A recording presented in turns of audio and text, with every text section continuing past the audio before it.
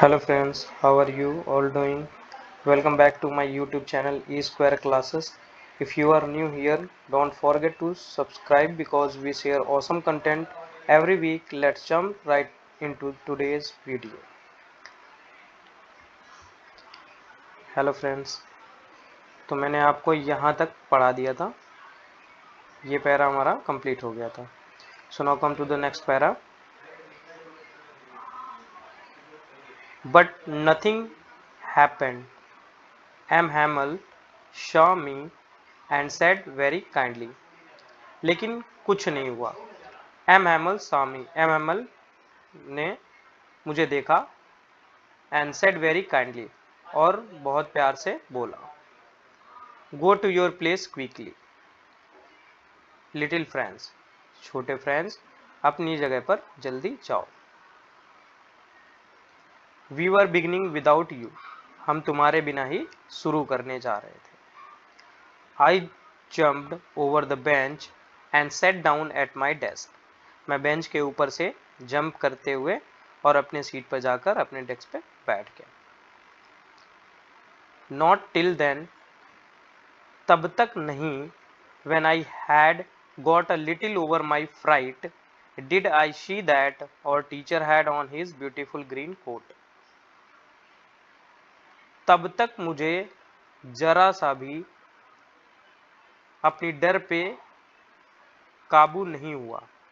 यानी little friends यहाँ पे कह रहा है कि मुझे अपनी डर पे जरा सा भी काबू तब तक नहीं हुआ जब तक मैंने अपने टीचर को उनके ब्यूटीफुल ग्रीन कोट में नहीं देख लिया.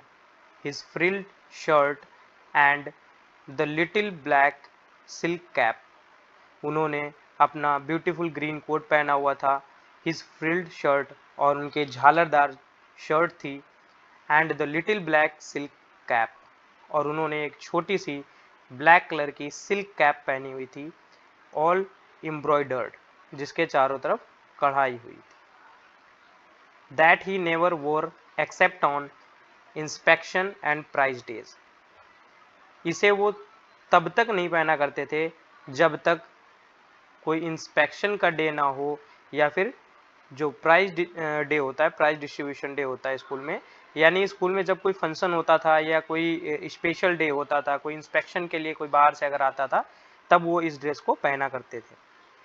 बिसाइड्स, इसका मीन्स होता है के अलावा. The whole school seemed so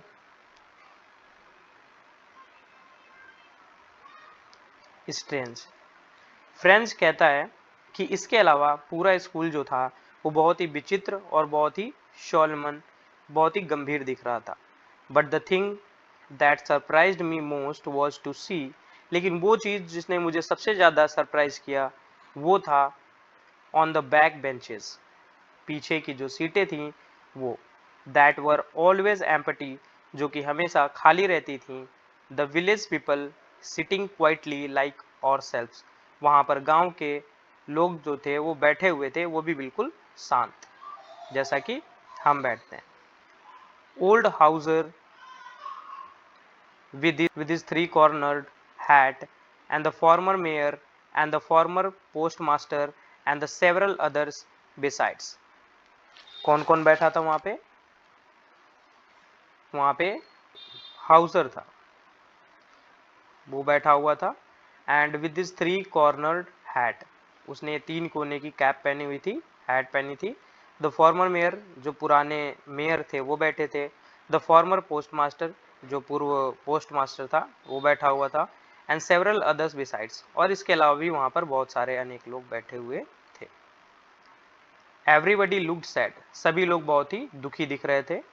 and Hauser had brought an old primer. So Hauser था, ओल्ड प्राइमर बुक ली हुई थी. प्राइमर बुक आप जानते हो क्या होती है? जो छोटे बच्चे होते हैं उनमें एक बुक होती है छोटे बच्चों की, जिसमें फिगर्स बने हुए होते हैं. उसमें A for apple, B for ball, इस टाइप की बुक होती है. उसमें एप्पल बने होते हैं, ओके, एंड बॉल बने होते हैं. इस तरह से लिखा हुआ होता है, जो बच्चों की पढ़ने की बुक होती है पुरानी, उसको. And thumbed at the edges, तो जो हाउजर था उसने बुक ली हुई थी जो कि बहुत पुरानी हो चुकी थी, प्राइमर बुक थी।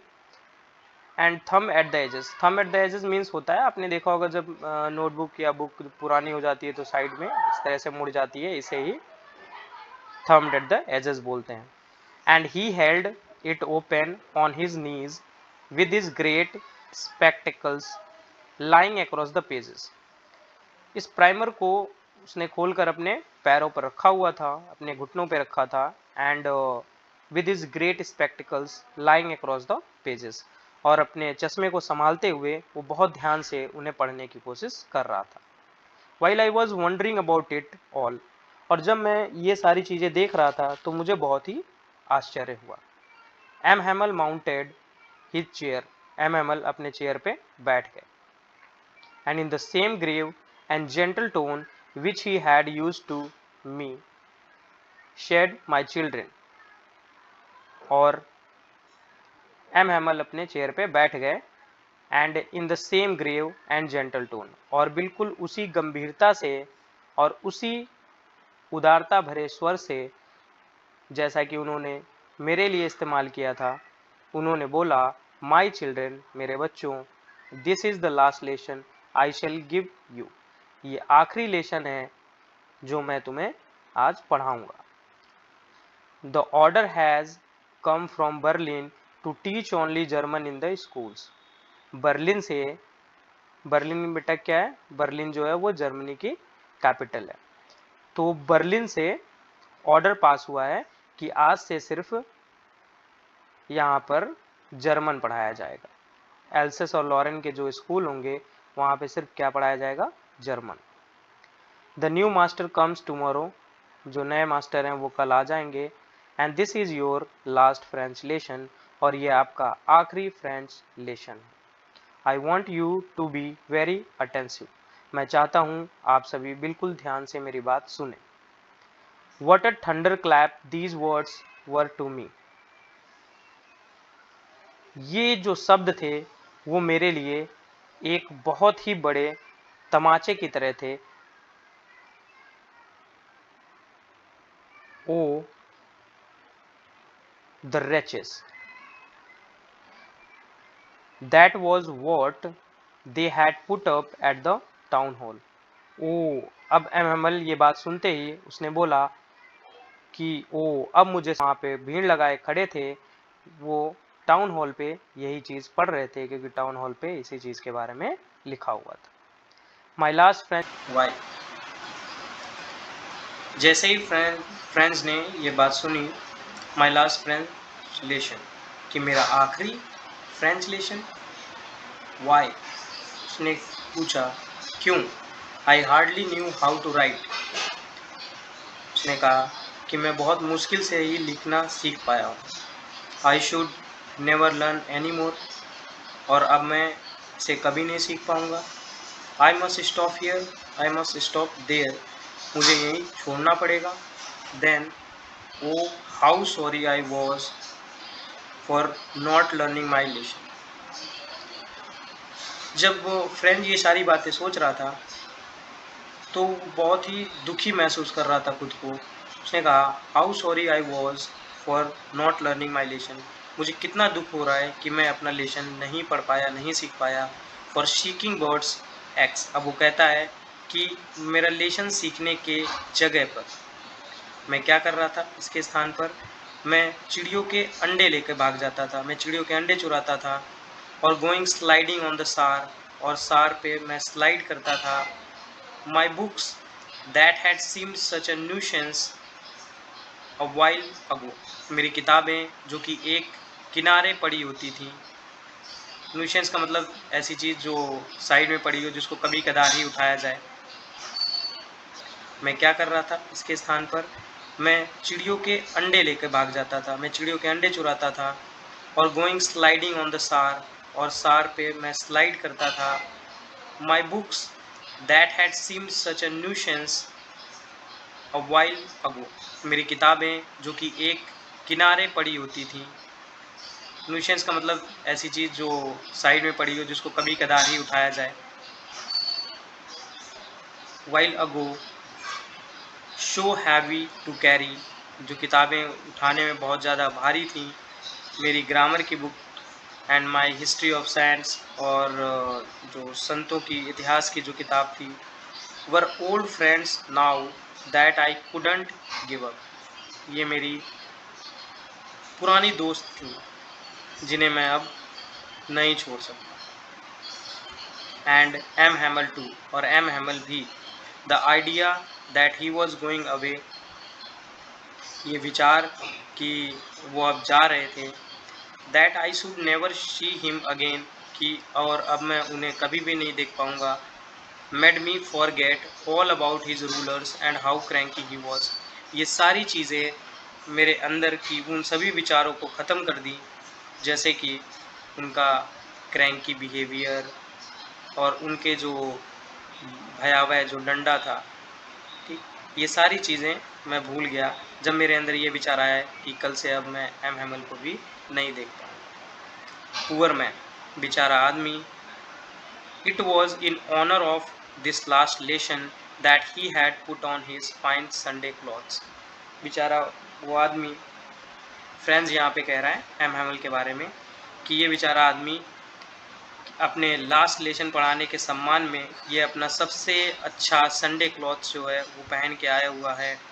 And now I understood why the old man of the village were sitting there in the back of the room.